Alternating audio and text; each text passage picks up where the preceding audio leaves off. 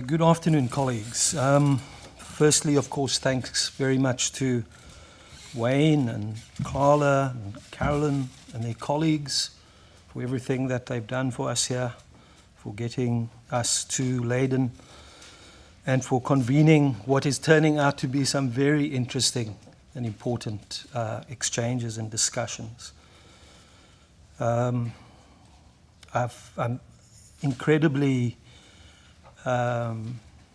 honored to be on such a wonderful panel where the papers before me just leave me with so little to do. I'm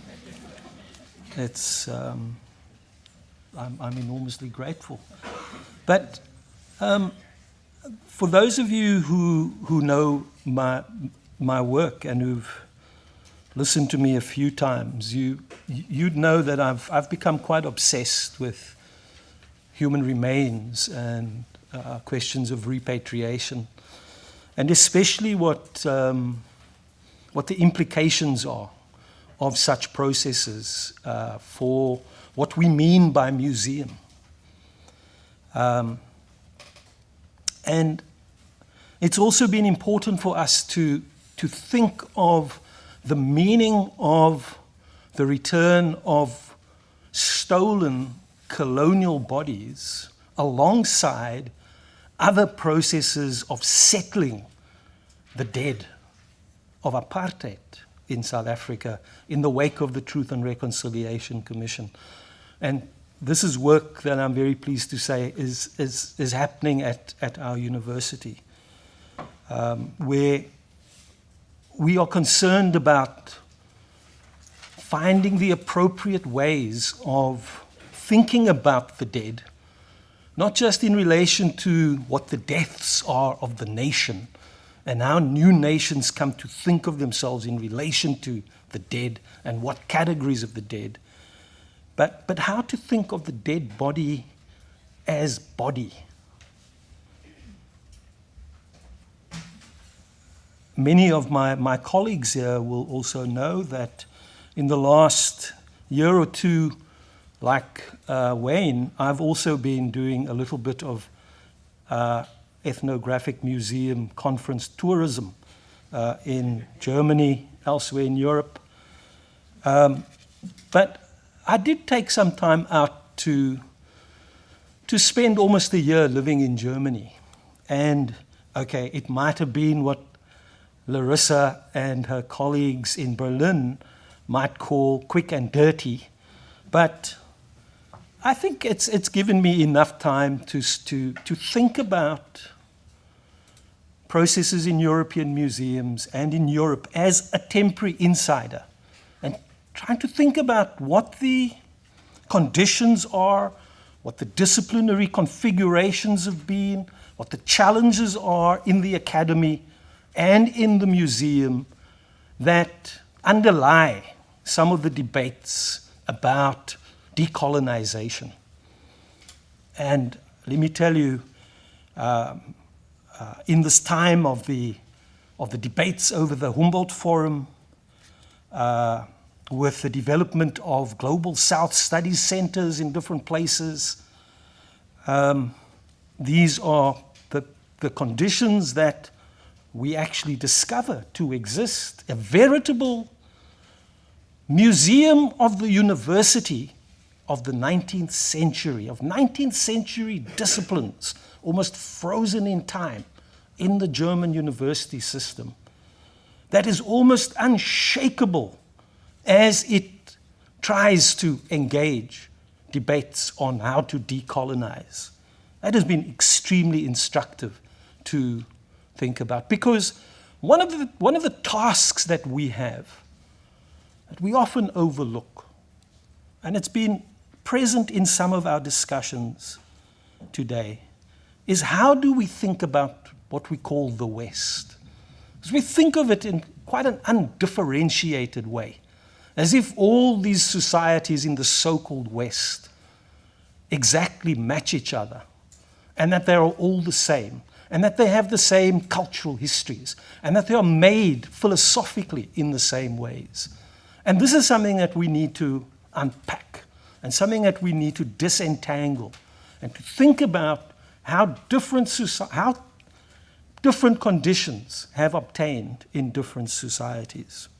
So I've taken the opportunity to come back to some of the questions that I have been very concerned about over many years, of trying to think about the colonial as epistemic and disciplinary, of trying to think of discursive ways of understanding coloniality and how we remain marked in very deep and profound ways by the colonial.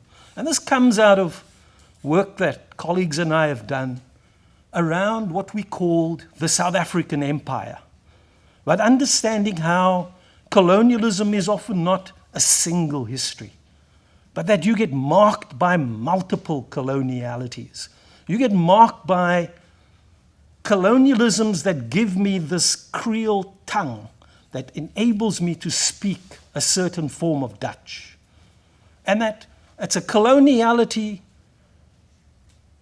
that places South Africa both as colonial victim and as colonizer, as it having its museums marked by all of those colonialisms simultaneously. So I've taken the opportunity to come back to one of the central questions that I have thought about over a number of years, and it's part of my own intellectual formation as a so-called historian. But we are not wedded in any disciplinary fashion to something that we might, or that might in Germany be called history in a very narrow sense. Because the formation that we had in apartheid South Africa was curiously in a section of historical studies called African history. And as I say that, it's very interesting to note that in a society such as Germany, with one or two exceptions, maybe in Berlin, maybe in Hamburg, in general, African history as a discipline does not exist in Germany. At best, historians that touch on the African continent or on African societies are historians of Germany overseas. They are scholars of empire. And so the idea of African history, the framework in which we developed as historians under apartheid in the 1980s and the 1990s in South Africa, was far more revolutionary than we knew at the time. And I want to explain why that is the case. Because generally, in German universities, when you want to engage in any discussion about African societies, you do so in a special disciplinary category called Afrikanistik, in which societies are given their disciplines, in which the world is organized in very particular ways around the Orient, around sub-Saharan Africa, in the university and the museum. And these classificatory systems seem almost cast in stone. And so,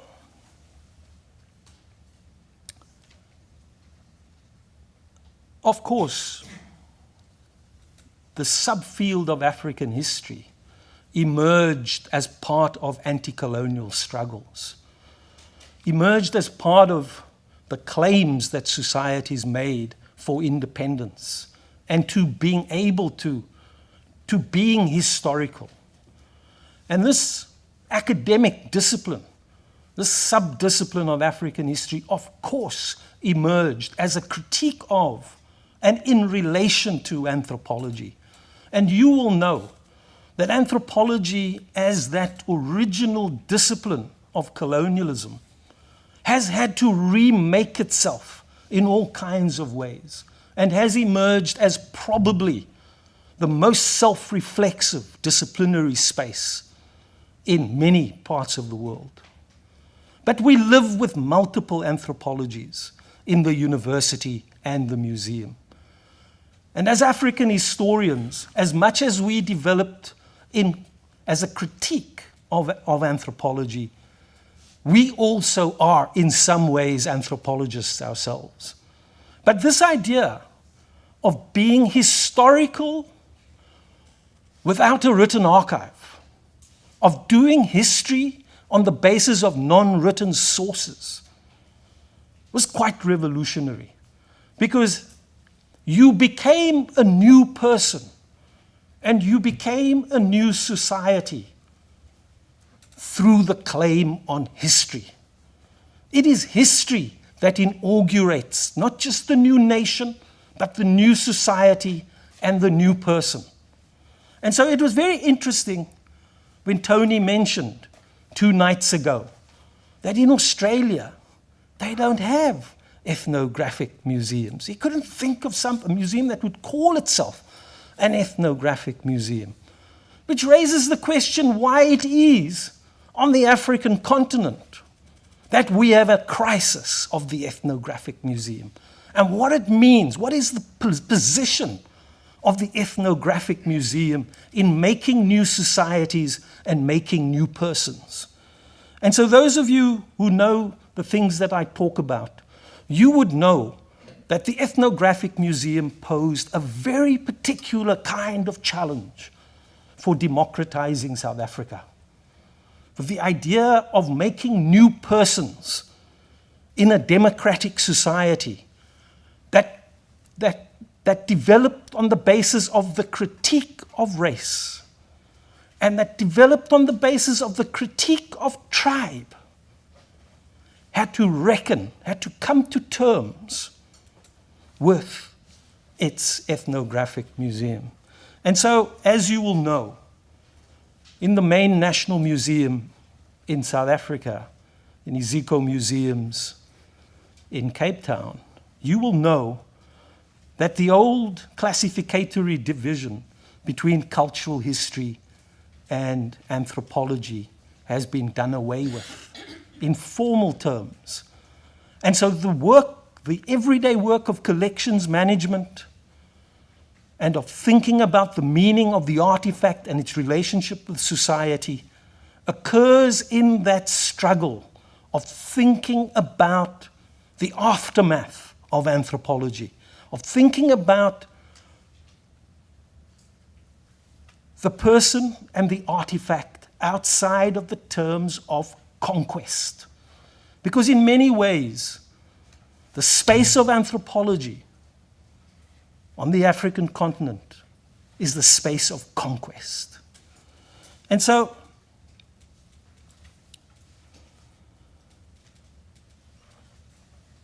I came to realize when I was invited to do a talk about my former teacher, the late Patrick Harries, who passed away in Basel just a little more than a year ago. But just how revolutionary it was when the Karl Schlettwein Foundation, involving a German family with colonial Namibian roots, with access to a family Swiss fortune, utilized their funds to create a professorship in African history in a German-speaking university.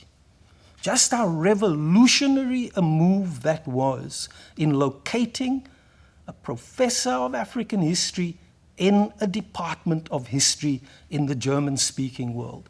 And here, this evaluation of the career of someone like Patrick Harries also had to make the distinction when reflecting upon his work in South Africa before he left for Switzerland, of making the distinction between African history and African studies. Because this is the other very interesting disciplinary space that we need to contend with, is what is the meaning and the configuration of African studies in different societies at different points. What is African studies in South Africa the same as Afrikanistik in Germany? Right? And so it's a very interesting discussion and confrontation that we need to have. And of course, African history that we were taught in was going through its transformations out of its essentially nationalist concern with the construction of the new nation and giving the new nation an epic history, to being concerned about understanding deeper class and economic cleavages in society, giving rise to very interesting, contested Marxist, socialist perspectives. But more generally, because of having the freedom to rethink what we mean by history as a whole, the debates in South Africa that we were formed in were about how to rethink the relationship between history and the public. Because the claim that history had to being able to democratize the study of the past needed to be confronted, particularly when those claims to democratization and to recovery of voice and experience occurred as a kind of ventriloquism, as a kind of an appropriation of voice into writing. And so we became concerned with questions of the production of history and of genres of historicizing that led us into museum studies. Our venture into museum studies in the laboratory of the New South Africa was about debates in history and the relationship between history and the public. And within the final 5 minutes that I have, I want to give you a quick blow-by-blow about some of those developments that we went through. When we created the African program in Museum and Heritage Studies at the University of the Western Cape, that occurred at the same time as other museum development initiatives were occurring, such as the Center for Heritage Development, located in Mombasa, and such as the International Council of African Museums, on whose scientific committee I served for a number of years. Of course, today, AFRICOM does not exist any longer, and Cheddar does not exist any longer. Our program came into existence in order to challenge the presumed hierarchies of expertise in what was deemed to be appropriate for an African museum professional. Because African museum professionals were deemed to be carers, not scholars.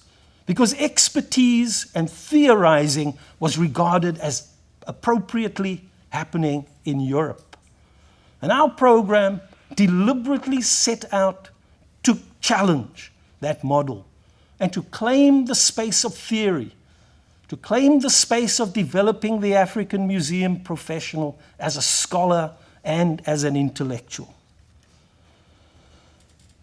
And as we went through our discussions a couple of months ago in Ghana, in the setting of the Arts Council of the African Studies Association, on our museum day, when we considered a series of museum partnerships that have occurred over the years, that a number of us in the museums that we have worked in and in the programs, the education programs that we have run, that we have experienced, such as the Swedish African Museums program, and there are a number of them that we can rattle off. It emerged suddenly how it might have been the case. And I need to get my head around this, but it struck me that it might just have been possible that the decline of these African museum development initiatives, such as Cheddar and AFRICOM, coincided with the emergence and the creation of the British Council's Museum Partnership Project. Because it suddenly emerged that that was the program that started receiving the development aid to do museum development on the African continent, to train the African museum professionals, not as intellectuals, but as technicians, to train them as carers. Because we need to ask ourselves, what are the steps that we need to do in order to decolonize? And these are not major moves. They are small steps. We have to undertake the struggle to develop a layer of African museum professionals who are not just carers, but who are scholars, who will lead the debates on decolonization, who will lead the debates on all the questions that we are here to discuss. And we need those African museum professionals not just to be scholars of their own societies, because that is what's required of us. We are required to be navel gazers, to be experts on ourselves and ultimately native informants of a certain kind, but to become experts about Europe, become experts about European museums and European societies, to assist you in your debates about how to decolonize yourselves. Thank you very much.